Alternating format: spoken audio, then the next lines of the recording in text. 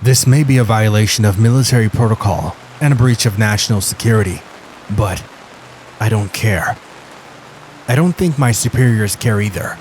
None of us know what to make of what we found lurking in those dark waters, and none of us want to be the ones to decide what to do, for fear of making the situation worse. All I can do is outline what happened, and hope that someone who understands what the hell is going on reads this and can do something about it. The Aberdeen Proving Grounds is a facility located in Aberdeen, Maryland. Its primary function is as a testing ground for military equipment, primarily explosive ordnance, but it's used to handle chemical weapons as well. The facility has a wide variety of test ranges, allowing for testing and training on air-to-ground, ground-to-air, surface-to-surface, air-to-water, and underwater explosives. It's the last one that's the source of the current situation that leads me to question what we know about reality. I was first made aware of the super pond when I took my current position at the base. This pool is a 860 million gallon pool that's roughly circular, 1,000 feet across, and 150 feet deep at the deepest point. It's connected to the Chesapeake Bay by a man-made canal. Its primary purpose is to allow for testing and training with underwater explosives. As such, boats are often brought into the pond and sunk during the tests, and underwater structures are sometimes constructed for various tests. As such, it's necessary to perform regular maintenance on the pool. This usually means dredging out debris, but also entails making sure the pond remains structurally sound. To do so, we often send divers into the pond to make sure everything is all right. Well, after reviewing reports detailing what's been going on over the course of the last few months, I can ensure that everything is not all right down there. Roughly 3 months ago, we performed a test involving a new kind of explosive. I'm not entirely sure about all the particulars, but a lot of details are classified beyond my clearance level. But from what I've been able to tell, these were supposed to be cutting-edge stuff. Something about high-energy reactants, generating some kind of high-order quantum reaction that results in something else or another. One of the researchers I tracked down tried to explain it to me in layman's terms, and as I understand it, the explosive was supposed to create a bubble of a type of matter that's some kind of cross between gas and magnetic field, which then is ignited into a hot plasma by a wave sent through it. The upshot was that this stuff was supposed to basically create explosions inside the target, blowing it apart from the inside. The test was conducted on a platform on the water, out within the super pond. This was apparently because the reaction wouldn't travel through water, so they could better get an idea of how effective it was on a target without any collateral damage messing up the results. The official report I read stated that the test was conducted, but the rest of the report is missing the usual details, even for a non-classified report. However, now that the base staff is comparing notes, I've talked to some who observed the test, and I understand why they didn't include it in their reports. If they did, they would have no doubt been fast-tracked for a Section 8 discharge. The test firing occurred early in the morning, just before dawn. They had floated a metal barge with a test device in the center of the pond, and several sensors were arrayed on the barge and shoreline. When they flicked the switch, the observer said there was a delay before the explosion. But in the delay, he swears he saw an air ripple travel inwards towards the device before a bright flash and a loud boom. Waves kicked up, and the barge was tossed about. However, when they could see the barge again, it appeared to be totally intact, without so much of a scratch mark on its surface, while the explosive device was no longer visible. While this was deeply unusual, it wasn't till they pulled the barge into the canal dock that they saw how weird it was. Apparently, when they pulled the barge out of the water, they discovered the bottom of the barge had a huge crater in it. It resembled an exit wound from a gunshot, but there was no hole on the other side of the plate, not even a pinhole. The explosion apparently had occurred under the device, just under the surface of the metal barge and traveling downward into the water. The test sensors showed the flash of light had unusual qualities, something about contradictory wavelengths and impossible color band gaps. Testing of barge and air around the site showed no sign of radiation or particulates, but did register an unusual pressure wave in the instance between the trigger and the actual explosion. The scientists marked the test as a failure, but said the data would be enough to keep them busy for a while. For the next couple of weeks, the pond sat empty. That isn't to say, however, that nothing happened there. Base security reported hearing weird noises in the vicinity of the pond, usually low booms. When I pressed a couple of them about it this week, they added that there were other things that they had heard, but didn't include in their reports. These were divided into two categories. The first group was described to me by one guard as the sound of rushing wind, but backwards and inside out. I'm not sure what the hell that means, but the other guards I talked to said that that was a good description. The second group was odd flashes in the pond. Most of the guards had chalked these up to tricks of the light, or their eyes, since they were usually very brief and had an odd quality to them. Again, when I pressed, all I got was some gibberish, this time about the lights being at the wrong depth of vision and angle for them to be appearing where they were seeing them. Move forward to about 2 months ago, when we had a training exercise involving some underwater demolition practice in the pond. I won't elaborate on who, what, or how many, since it's not relevant to the story. And while I may be disclosing top secret information, I'm not giving out any more than I feel is necessary.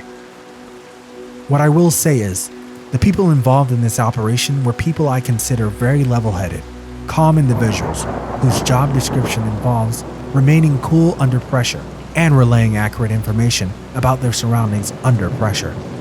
So please understand that when I relay this next part of the story.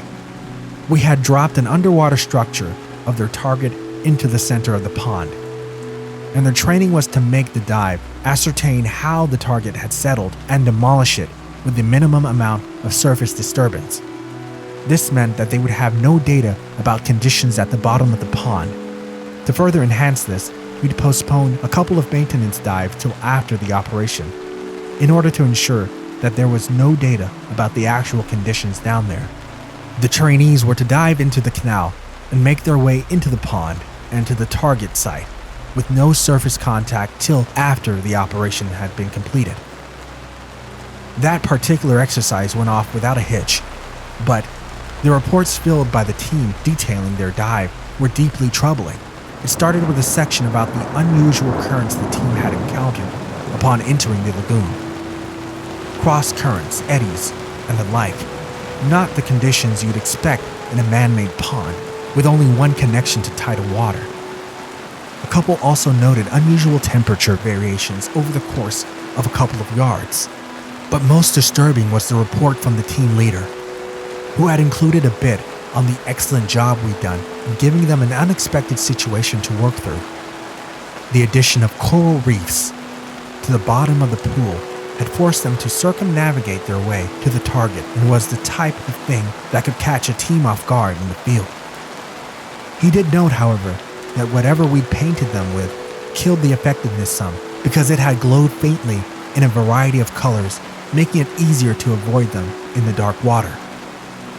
This was startling because we'd put nothing down there like that. Moreover, this was a man-made body of water and was far too cold for coral to grow. After reviewing the reports, the maintenance team decided to send a diver down there to see what the hell was going on. Armed with an underwater camera and full dive gear, he descended into the center of the pond just after noon. Around 12:45, there was a long, low booming sound, and waves formed on the surface of the pond. At this time, the diver became unresponsive to tugs on his safety tether, and a decision was made to pull him up. At 12:52, he was hauled from the water, and it soon became clear that he was dead. His underwater camera was missing, and he looked like he'd been struck by a truck.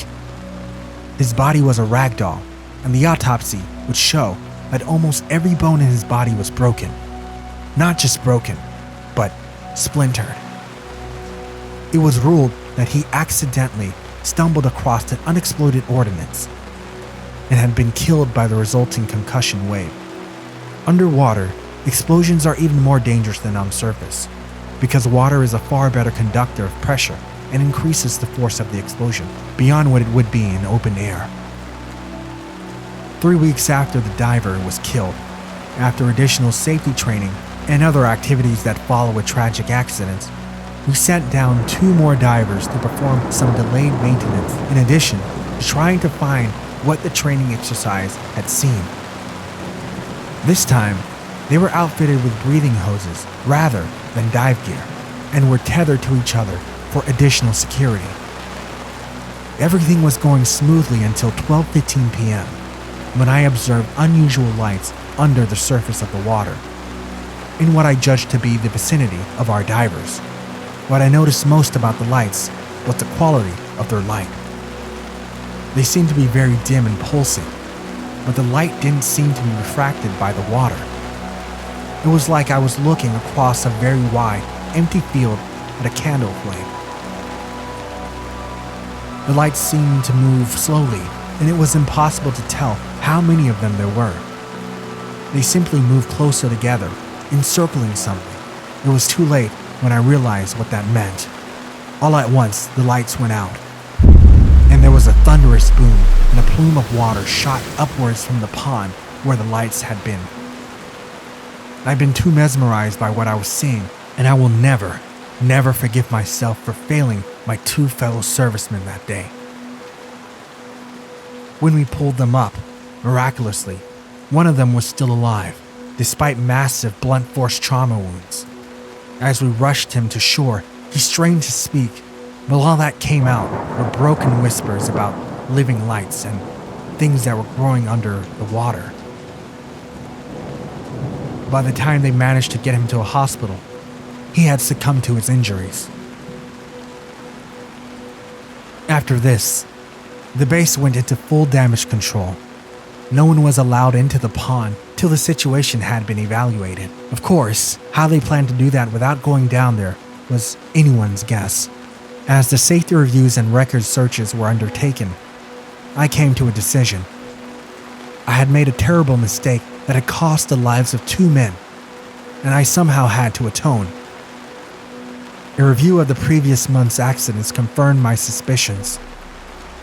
The incidents had occurred in roughly the same area, and so I decided to take a blind, guilty shot. A late-night dive with only a single light would prove to me that my decision had been the correct one. I was on the floor of the lagoon for less than 30 seconds before I found what I'd been looking for. As I recovered the item, I noticed a faint glow starting to grow behind me, and once I secured the item, I didn't even spare a backwards glance before I dropped my weight belt and rocketed to the surface. The next day, I took the crushed camera that I recovered from the bottom of the dark depths to the IT department. I convinced them that it was my own personal underwater camera that I'd stupidly backed over with my car, and that I'd owed them big time if they were able to extract the footage. They happily obliged, and I was in the room when the guy managed to get the memory connected to a spare PC. What we saw when we viewed the footage is not something I'm ever going to be able to forget. The footage starts off with a surface check of the camera before cutting out and coming back when the diver had gotten down far enough to warrant turning it back on. The next 10 minutes after this document the coral reefs that had been previously reported. These were unlike any growth that had ever been seen on Earth's waters ever before. Of that, I am sure. They grew in tall pillars with crystalline jagged edges. As the diver's light played over them, they reflected a rainbow of colors, but predominantly yellow, orange, and pink. They seemed to be spaced evenly, roughly 10 feet apart from base to base, in a grid pattern. These towers ranged from 5 to 15 feet tall, with the taller ones showing signs of outcroppings and mushrooming at the tops. After 10 minutes, the diver cuts his lights for a moment, and it becomes clear there is an ambient glow in the area. Most of it is a soft yellow, orange, and pink glow coming from the towers, but there are other colors occasionally interspersed for an instant, like a light being swept across the area. The camera is then moved sharply till it comes to rest on what looks like a light floating in the water. Well, light isn't the right word. It looks more like a lens flare that is hanging in the water. I'm not sure if that's what it actually is, or if it's just the digital medium of the camera unable to capture what is actually there. The camera follows this light for a moment, and then it moves again, revealing more lights floating around the cameraman, with more approaching. They float around him, bobbing up and down, slowly circling. Some of the lights move away from him quickly, and others move in slowly to replace them. This draws me to the conclusion that there is some kind of intelligence guiding them, like a school of fish unfamiliar with humans, and thus more curious than afraid of the unusual creature they see before them. Then, we see the cameraman's hand reach out to touch one. All of a sudden, there's a bright flash, and the footage ends. A frame-by-frame analysis of the footage seems to show light halos begin to contract as the hand made contact with them. There is then a sudden bright flash, and that was it. The last time displayed by the camera is 12:45, the time the boom was heard. This is the footage that was presented to the base's commanding officer last week, and it's where we stand now. No one knows what the hell to do. Some people want to drain the pond, others are against that, saying we don't know what's going on down there. They point to some analysis of that failed test 3 months ago, and say that footage from that camera somehow indicates that these things are related to that. They maintain that the water in the pond might be the only thing keeping them stable, and that removing the water might cause catastrophic results. Others are saying that the water is keeping them contained, and that if we were to remove it, they might get free. While others say if we let them remain, they might escape out into the waters of the bay, and then who knows what might happen. Some want to escalate this up the chain of command, while others think that would only make things worse. So nothing is happening. Well, nothing is happening above water, I should say. You see, I've been part of the group assigned to monitor the lagoon, mainly during the night shifts. So, I've noticed that as of 2 days ago, there is now a soft yellow, orange, and pink glow coming from below the surface on the far side of the lagoon. Like something is slowly coming towards the surface. What's worse though, is that it's also slowly spreading out. I estimate that it's only a couple of days now till it reaches the canal doors. Every day, my view becomes a little more fatalistic. Honestly, we don't know what we are dealing with here, and I'm starting to think that everyone here is too frightened to be the one to make the final decision. Maybe the growth will stop at the doors. Maybe the light things really can't exist outside of the water. Maybe it'll all stay below the waterline. I think our only hope is that inaction is the right choice. Because I'm starting to think that when it comes to looking into the face of the unknown, the action we humans prefer is to hide our eyes. I'll continue to monitor the events here and update you if anything significant happens. Until then, stay safe.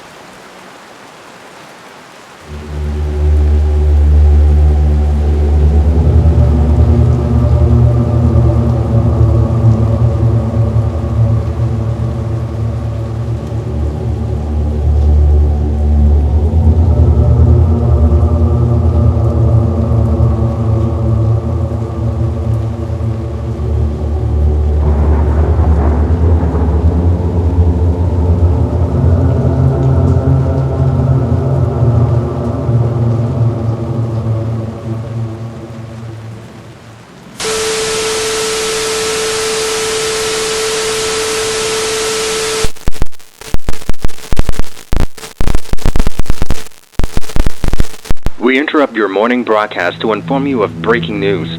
The serial killer, now widely known as God's cursed child, has struck again, this time targeting a church in Crowley, Texas. We are getting word that 5 people were pronounced dead at the scene. The suspect, still unknown, is at large and is said to be armed and dangerous. Police are investigating and urging the public to come forward with any information that may lead to the capture of this individual. This appears to be a personal vendetta against God. At this time, we don't have any further information, but we'll continue to update you in regards to the happenings of this matter.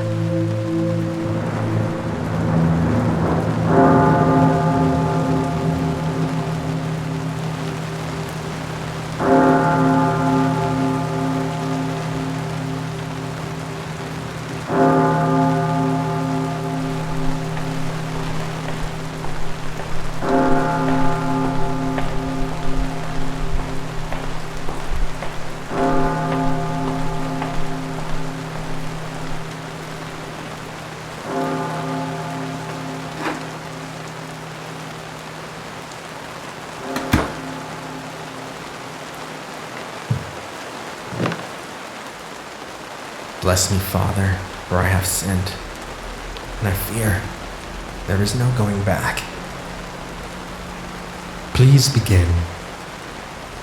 Well, growing up, I never had a father. He was a cop, you see, and died in an attempted robbery gone wrong before I was even born. And my mother was extremely ill while I was a kid. So, my youth was spent taking care of her, acquiring odd jobs that supported us, that paid for all the medical expenses. Medical expenses that I find myself currently drowning in since the passing of my mother. The past few years have been hard on me, and I grew tired. Tired of what? I grew tired of worship. I grew tired of faith. On countless occasions, I have thrown my hands up. I have prostrated. I have worshipped and strayed away from sin, all in the hopes that an all-powerful being would hear me and answer my prayers. Instead, I received a father that was violently taken from me, a mother with cancer, who would also be taken from me, and a vast darkness in my soul. It felt as though the more I prayed, the more misfortune would befall me. Eventually, time passes and I stop going to the sermons. God tests each of us in mysterious ways, and it is those he loves most that he tests more frequently. Perhaps it is that God loves you. Have you ever thought of that? So, that's what I'm supposed to believe, that God is testing me. That's supposed to make it all go away, all the pain just disappear, I suppose. You know, I can still hear her, my mother, laying on her deathbed, connected to a million tubes. One to help her breathe, another to help her eat, and another to help her defecate. I had stayed over one night to be by her side. Imagine the feeling of absolute terror when I wake up to the sound of her having a violent seizure. It was as though something was possessing her. I stood there, hopelessly watching as nurses rushed into the room. She suddenly stopped, shaking, and sheet lamp lying right in front of me. Tell me, should I have come crawling back on my knees to God? I'm sorry you had to go through that. I pray that your mother is amongst the angels. We all waver in our faith from time to time, whether it be a trying test or just losing that connection. However, God helps them find their way back, as He did with you. After all, you are here, confessing. There is still hope. Yes, I am confessing, but not for losing my faith in God, but rather to have you relay a message to God for me.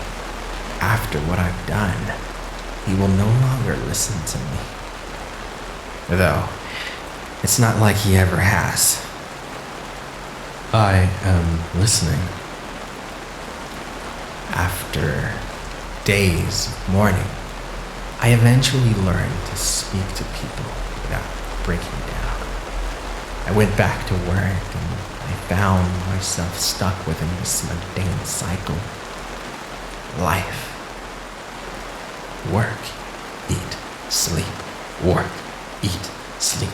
Work, eat, sleep.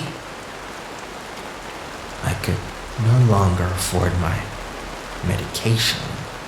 Thus, my depression worsened. I felt as though I was a shadow within my own body, present at times, but mostly not there, under the cloud of misery that followed me around. Then, 3 weeks ago, without knowing how, I found myself with a shotgun in my hand, pointed towards my chin as I sat on a chair, plastic wrapping covering the floors and walls of the room. I threw the gun down and sat in a corner, hugging myself, afraid of what I could have done to myself. The thought of my brains splattered onto the walls, replayed over and over and over again. But even more so, the thought of how long it would take for people to find me hit me even harder. For the next 3 days, I woke up to find myself holding the gun. On the 4th day, I was finally ready to accept it. I was cursed. Ever since my conception, calamity and misfortune is all I've known. In that moment, finger on the trigger, I finally realized who I was. I was God's cursed child. The gun dropped to the ground. The cloud of misery from above me lifted, and for the first time I felt warm rays of light showering me. It was beautiful. And that's when He appeared to me. Who? Oh, just another cursed creation of God. You call him Lucifer. He appeared to me in the form of a beast. His skin was red, as though bleached from the flames of hell. His eyes ecliptic, that of a black cat's. His teeth like that of a lion. His aura radiating him like the sun. I gazed upon him, not in fear, but in awe. He then spoke to me. He said,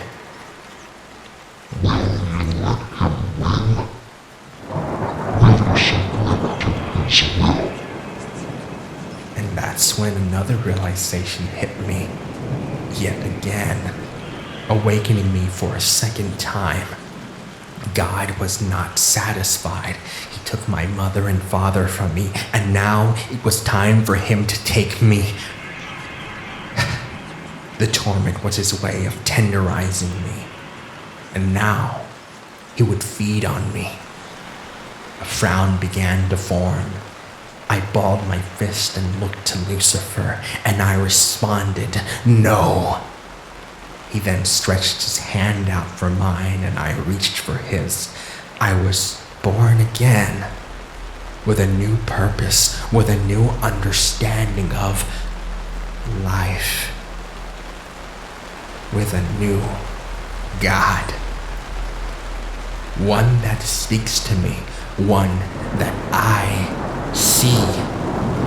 Tell me, has he told you to do anything? Yes, Father. Yes, he has. Has he told you to hurt anyone? The first one was the hardest. She was young, maybe 25. I had to study her for a while before choosing her. She was deeply devoted to her faith, gave charity, was modest, the most kind and precious person. Unfortunately, this also made her perfect. The perfect casualty in my war, in my crusade against God. Well, your God. Slowly clipping off her fingers and appendages was difficult, but it prepared me for the next. And the next one after that. I think I understand. You blame God for the calamity in your life, for the thoughts of suicide, and you're on a mission to get back at God through taking away his followers that are well in health, life, and in faith. Yes. Don't you see the irony in it all? He very clearly cursed me and wanted me dead, but I've lifted the curse and placed it on him, and by the flames of hell, I won't stop until I've slowly dwindled his following, weakening him and destroying the idea of God as you know him to be. This is over. I'm calling the police. You are lost to God. Your soul is forever tarnished and destined to be tormented by the fires of hell. Ah, a servant of God passing judgment as though they are God. Sit down and listen, or else my disciples will pay your daughter, Elizabeth, a visit. Yes, we've been watching you for quite some time now. Okay, just don't hurt my daughter. She is an innocent. Oh, but aren't we all sinners, Father? Every saint has a past, and every sinner has a future. It is not too late for you. Perhaps I misspoke earlier. It is never too late for any of God's children. And you, a saint, will deliver a message to your God. When you see him, I want you to ask him why he has forsaken you, O loyal servant of God.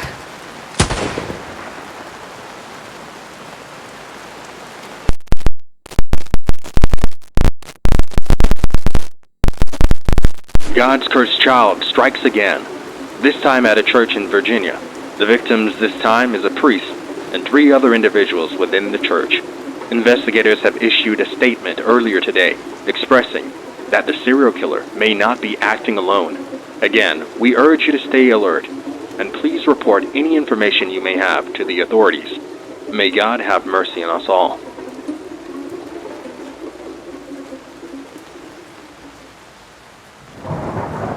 Stop me if you've ever heard of this rumor. Since it's spooky season time, I figured I'd share a spooky real-life experience that happened to me when I was in college. It all started with a rumor, and many people think that's all it is. However, I know for a fact that it was no rumor, but very much real. College was real easy for me. I spent the majority of my time in my dorm room, watching and reading horror movies, studying, and just focusing on getting good grades. I was studying to be a software developer and was in my junior year. Things were starting to get a bit repetitive, and I wanted to branch out a little during my final years in college before graduating, getting a job, having a family, and dying without having much of a college experience. I wasn't athletic, so getting involved in sports wasn't an option. I was 5'8" on a good day and weighed 140 pounds. I wasn't into joining any fraternities.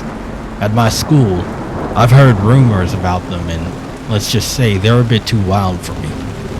I needed to find something that fit my interest and that I legitimately found exciting. So, when I found out about the horror club that watch horror movies, read horror books, and discuss them, I was pretty excited, to say the least, because it was right up my alley. I know most people would probably find that sort of thing to be a bit dull, but not me.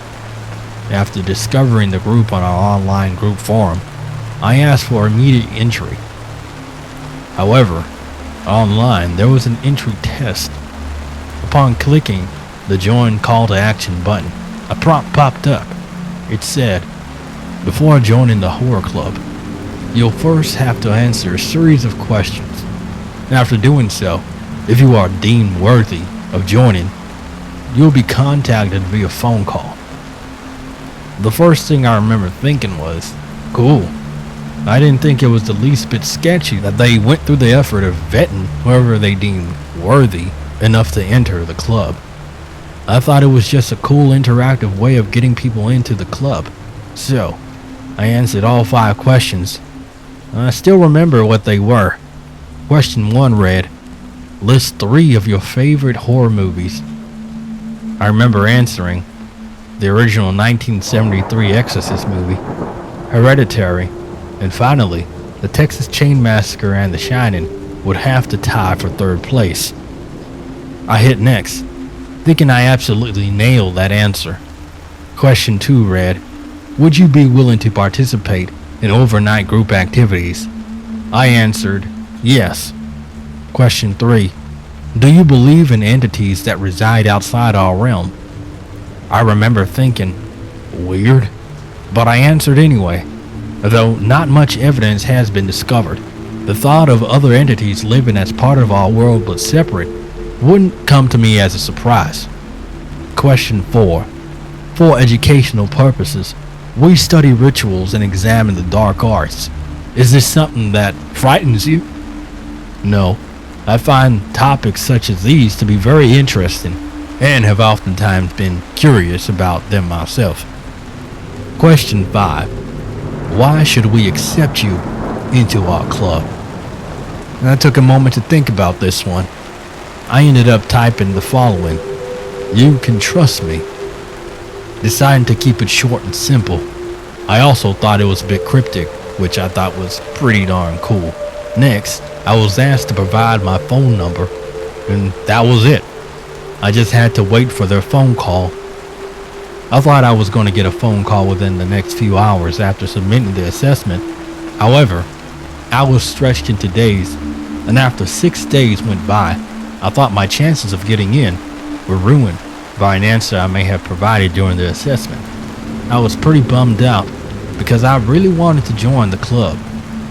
One night, or I should probably say early morning, I received a phone call from an unknown number. It was 3:30 a.m., and the only people that really called me were my family, so I thought it may have been a family emergency and answered the call. Hello? I said. "From now on, you will be referred to as Ulrich. We have received your request to join the Devil's Hour Club. Come to Building 15 over by the old Soulshore building and find room number 302 to be inducted into our club. Wear a hoodie and keep your face hidden. With that, the mysterious man hangs up. At 3 in the morning, I wasn't exactly happy about being woken up to be inducted into a club, but I was fully awake now and had nothing else better to do, so I decided to throw on a hoodie and meet the club at the disclosed location. I don't think I ever saw the campus look so empty. I could hear the crickets chirp and the wind rustling the leaves. It was very peaceful. Upon making it to Building 15 and finding room 302, I was met by 15 different individuals that stood in a circle wearing black robes with hoodies to conceal their identities. The room was only illuminated by candle lights, and I was pretty sure we were in an old abandoned building that no one really enters or checks on anymore. I should have been more concerned about my life perhaps, but for some reason, this just made me even more curious. One of the hooded figures walks towards me, handing me a robe of my own. I notice that he's wearing a white robe, and I surmise that he must be the leader. I put on my robe. The hooded figure motions for me to join the circle, and I do just that. "Welcome, Brother Ulrich," they all say in unison. Thanks for having me." I was welcomed to the group as Brother Ulrich. We would meet every Saturday at 3:30 a.m. when the campus was dead, and would disperse around 5:30 a.m. before there were any signs of life. I kept the ritual going for several months and couldn't wait for each meetup. It would be comprised of chanting and learning about different rituals, the making of potions, and the summoning of evil spirits to do our bidding. Though most people would probably call it a cult, it was nothing but innocent curiosity and roleplay. We had created a world that not many would understand, which is why we had to go through our vetting process. Around 6 months into the club, we doubled in number, and rumors began to spread about hooded people wandering around in campus. Apparently, some student out late at night studying had seen one of our members on campus. The rumor quickly spread amongst our fellow students, but that was the extent of it, a rumor. During one of our meetings, the leader of our club came to me and asked me to conduct a ritual on October 31st, also known as the Witches' Sabbath. The ritual I was asked to lead was a demon summoning ritual. This was a ritual performed by witches to draw power from demonic entities. We had studied them in the past and even done a few for fun. However, I had never led one. Since it was my first time, I wanted to take it with the utmost seriousness and make it feel as real as possible. For days leading up to October 31st, I did research, searching for the perfect way to conduct this ritual. I made phone calls to people who claimed to be witches and went on forums deep within the internet, and all the roads I took led me to a book of spells called Morgana's Spellwork. I bought it off Craigslist from an older lady in a remote part of town. Her name was Morgana, and it was in fact a list of rituals and spells she had put together. Prior to us meeting, I asked for her advice on which ritual we should perform and told her a little bit about our club.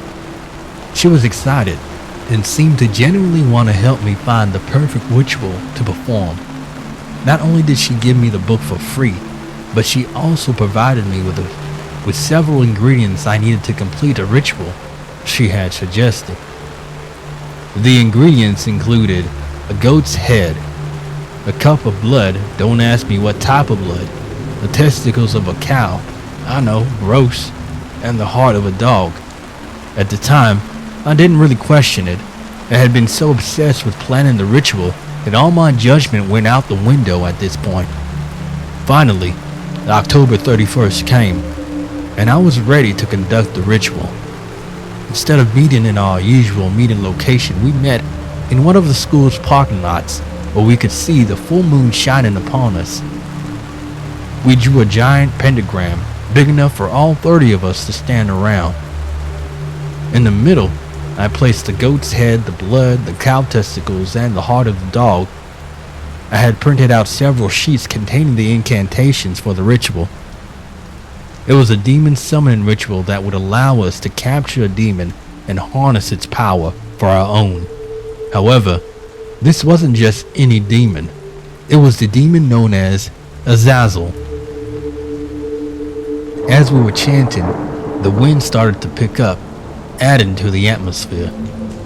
At the time, I remember thinking, this couldn't go any better. However, the next events that would occur would change my life forever. Without warning, the pentagram began to glow and steam began to rise.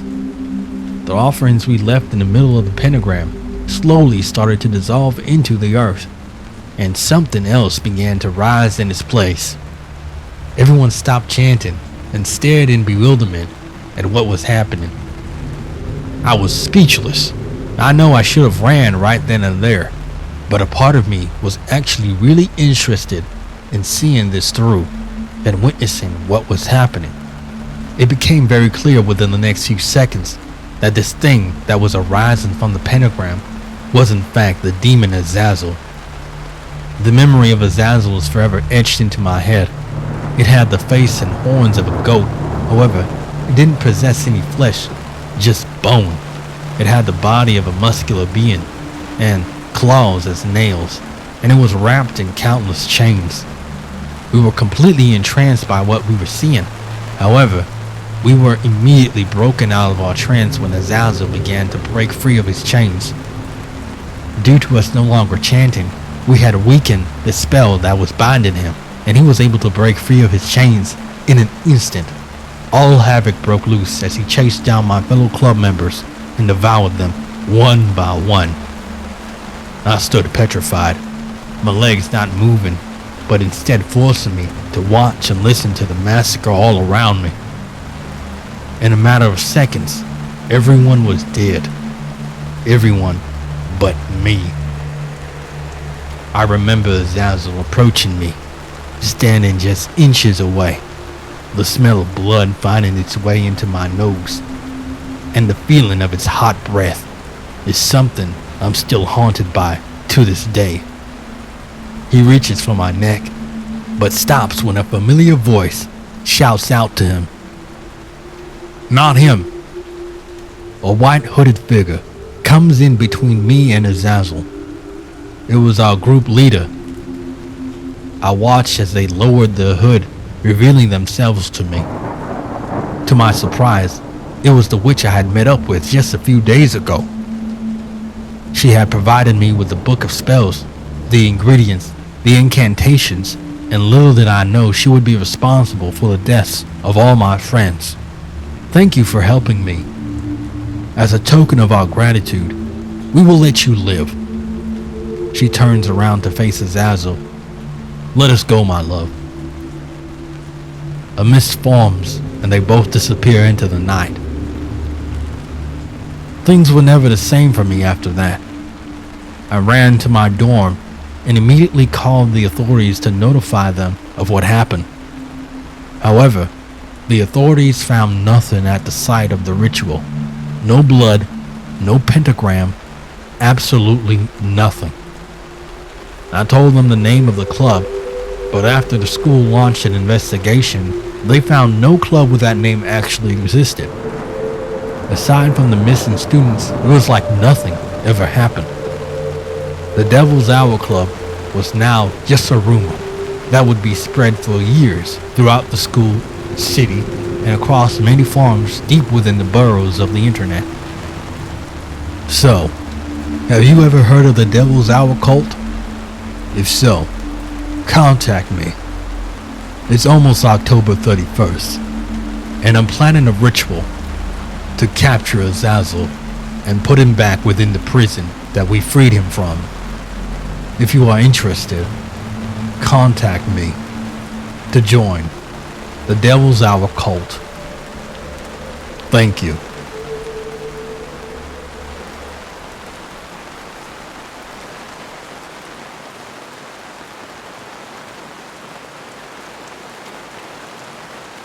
Beware Sarita, the Soul Eater. Ever since I could remember, I had the ability to see that which others couldn't. You may have heard the words ghosts, spirits, phantoms, apparitions. Well, these are words often associated with what I see. However, I just call them my friends. It isn't uncommon for others to see what I see. However, as they grow older, they usually lose the ability to see them. That sixth sense, psychic, is a sense that withers away by the age of 7 for most. I guess I'm one of the exceptions. At 25, it hasn't withered away for me. In fact, it's only gotten stronger, and it's starting to freak me out. I'm starting to see a lot more than just ghosts.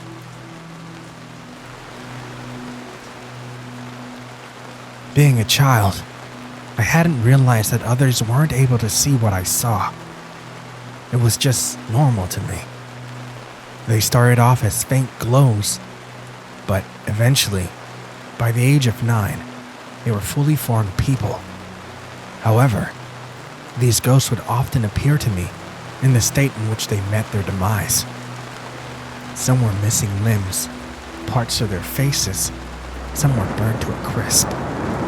When I saw my first ghost that had been in a horrible accident, I freaked out. At 9, it's more than any other child would have to see.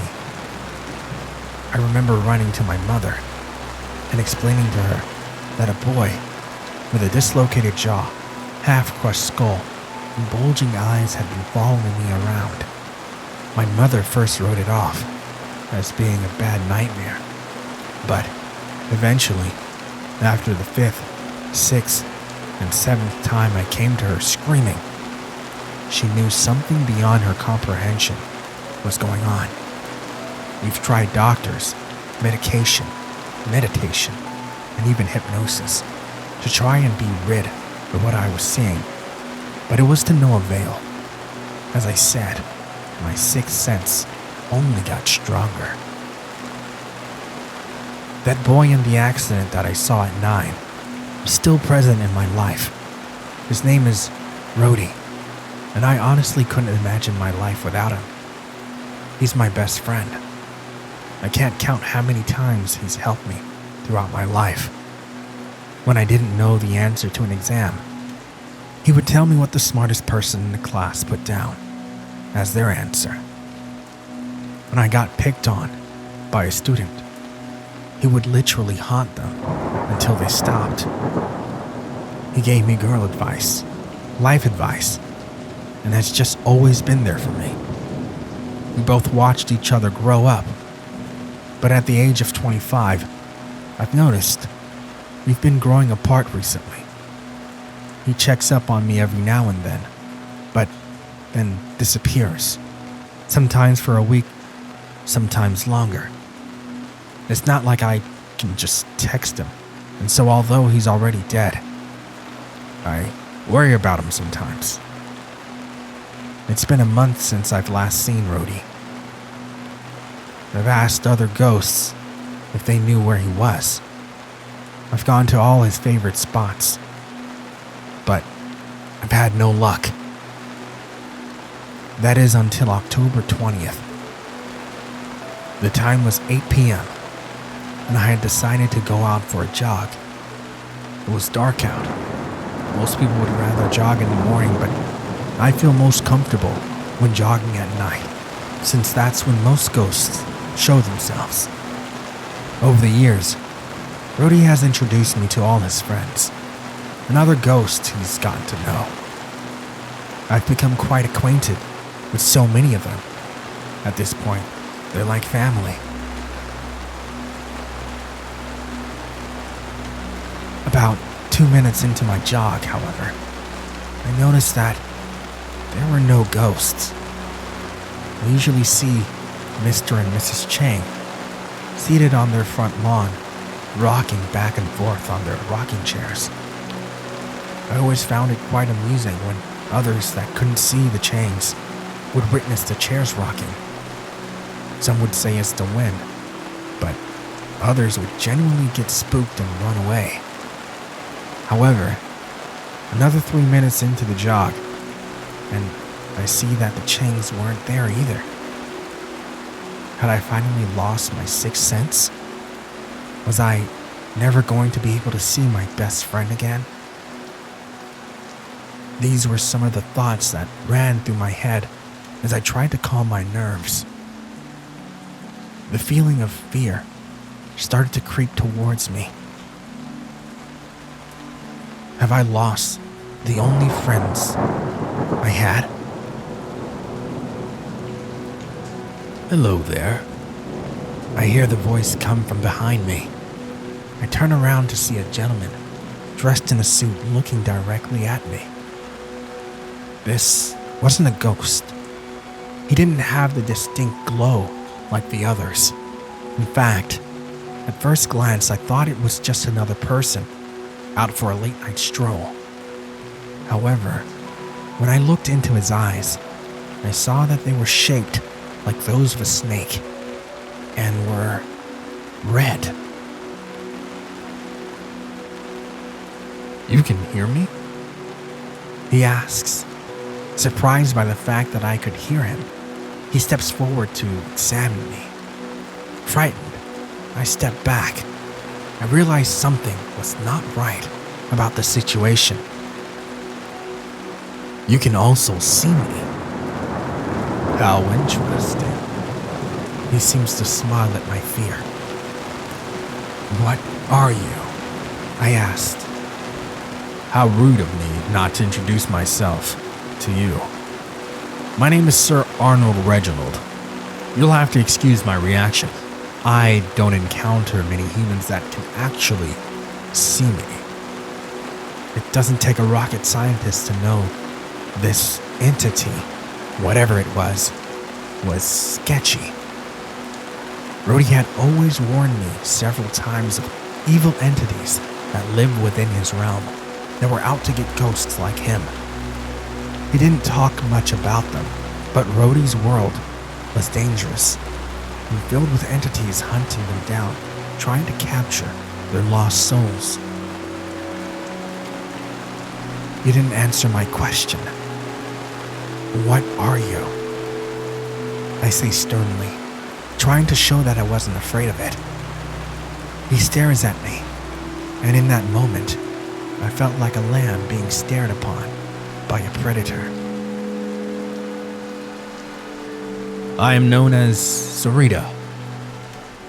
My function is to help lost souls cross over. He replies. Part of me used what he told me to rationalize that if what he was saying was true, then it would explain why there weren't any ghosts here anymore. Immediately, the thought of Rhodey pops into my head. Have you by any chance crossed paths with a Rhodey? He usually hangs out around this area. Rhodey. Doesn't ring a bell. Who is he to you? He's a friend. I haven't seen him in some time now. A human. Friends with a ghost. Now this is something that you do not see every day. After he's done laughing, he looks me in the eyes, his demeanor changing almost instantly. I could help you reach him, if that's what you want. Without thinking, I reply, how? Well, you could call out to him from our realm. It's quite a simple process. Place your hand on mine and you'll cross over into our realm. But not to worry, it only lasts a few seconds. If you call out to him, his name will echo throughout our realm and reach him within seconds. If he is in fact still here and hasn't crossed over, he will hear you. The man reaches out his hand and I stare at it. In the back of my head, I still had my doubts about him, but I found myself reaching out for his hand. As I draw closer, I hear a familiar voice shouting at me. Don't do it! Don't do it, Lee! It was Rhodey. Upon hearing his voice, Sarita pushes his hand upwards in attempt to make me touch him. But I'm able to pull back at the last second. "Rhodey? Run, Lee!" Rhodey shouts. I turn and run towards my apartment. As I do so, I hear and see other ghosts that have surrounded Sarita. They were all ghosts that I had formed a relationship with over the years. Thanks to Rhodey. The street lights suddenly begin to flicker and spark. All the electricity seemed to be getting siphoned from them and entering the ghosts until they finally unleashed it onto Sarita. The evil entity screams in pain, and its true form begins to appear. It possessed long horns and the feet and torso of an ox. It was monstrously tall and was unlike anything I've ever seen. Despite the amount of electricity that struck the demon, it lunged forward at Rhodey. Its mouth opened wide, revealing teeth so sharp I felt as though I may get cut just glancing at them.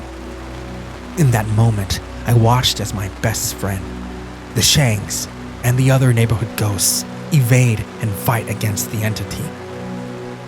I turned around having seen enough, and knowing I wasn't safe and that I wasn't meant to be meddling in the affairs of this realm, I ran for my apartment. I didn't stop until I got there, locking the door and sealing myself in my room, just staring at the door, hoping nothing came in. "You really think a door is gonna stop me, Lee?" I turn around to see my friend Rhodey, except he looks a bit different than usual.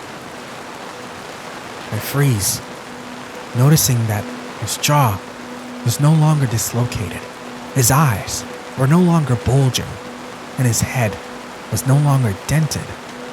He looked like he'd never gotten into an accident. "Hey Lee, like the new look?" "Behold, the new and improved Rhodey," he says, seemingly ecstatic. "How is it that you got uglier?" I say, jokingly.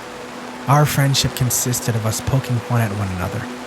It was one of the things that I liked about our friendship, in that we never took ourselves too seriously. "Asshole, believe it or not, I've moved on." "What do you mean by moved on? Like, to heaven?"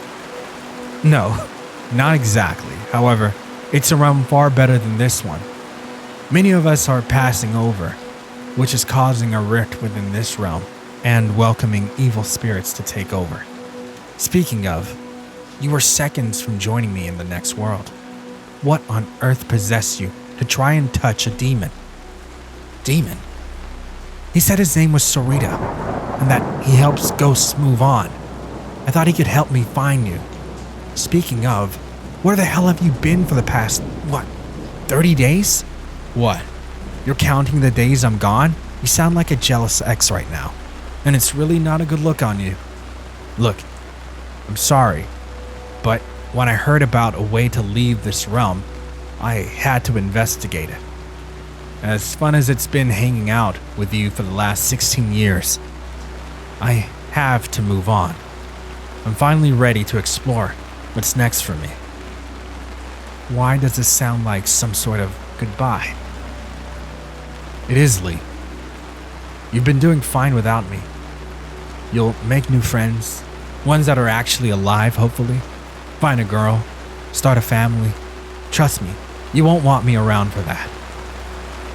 I want to argue with Rhodey, be selfish, and tell him to stay, but who was I to keep him from moving on and pursuing whatever afterlife is waiting him? Sounds like it's time for me to move on as well. I haven't seen you look this happy in a while. I'm happy for you. Besides, this won't be the last time we see each other. When I pass on from here, I'll look for you. Rhodey has a saddened expression on his face. Yeah, about that. The reason for why your ability to see beyond your realm has persisted is due to my close involvement in your life. The very fact that you were able to interact with a demon is even more reason for me to stop meddling with your life and trying to live vicariously through you. You'll no longer have to worry about the Soul Eater or any other demon for that matter. But once I move on, for good, you'll forget about everything outside the normal scope of humans. No demons, no spirits, no me. This was a lot for me to take in. Over the years, Rhodey has become more than just a friend, but we were like brothers at this point. Being an only child, Rhodey very quickly filled the void of a sibling I always wanted. And as I mentioned, he was there for me. No one knew me better. So, this is goodbye then. Yes. This is goodbye. That night, Rhodey and I said our goodbyes, and I haven't seen him since. It's been 5 years, and although I would like to say that I've moved on, the truth is, I haven't. Not because I don't want to, trust me. There is nothing I want more, but it's that the memories of Rhodey, of his realm, have showed no signs of dissipating. Over these past 5 years, they've only gotten stronger. So much so that I often find myself walking between this realm and others. I try to ignore it, but when running, getting coffee, going to work, driving, I see demons lurking about, staring at me. It's only a matter of time before they try and make a move. If you're like me and see ghosts, I urge you to please find me. We must protect each other, for there is no one left to protect us.